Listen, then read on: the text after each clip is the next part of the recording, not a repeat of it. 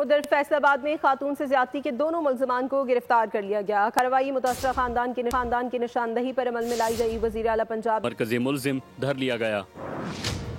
Police کے مطابق واقعہ نواحی چک 62 میں پیش آیا۔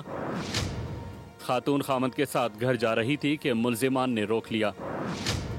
ملزمان نے ڈکیتی کے دوران خاتون کو زیادتی کا نشانہ بنایا۔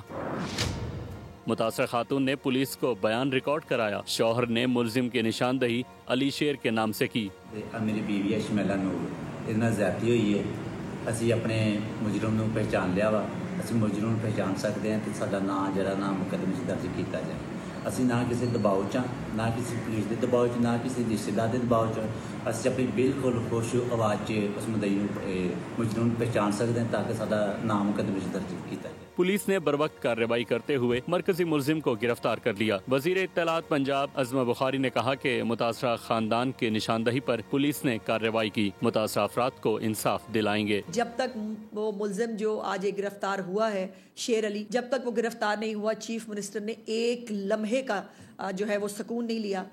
وہ ہر وقت پورا وقت اس آپریشن کی خود نگرانی کرتی رہیں۔ باقاعدہ جیو فینسنگ ہوئی ہے، خاتون کا میڈیکل ہوا ہے، اس کے ساتھ فورنزک جو ہے وہ پوری ڈیٹیلز فورنزک کی موجود ہیں، اور اس کے بعد اس ملزم کا اعترافی جو بیان ہے وہ بھی ہمارے پاس موجود ہے۔ کامیاب کارروائی پر وزیر اعلیٰ پنجاب مریم نواز نے بھی پولیس کو شاباش دی۔ سبسکرائب کریں اور بیل دبائیں تاکہ کوئی خبر رہ نہ جائے۔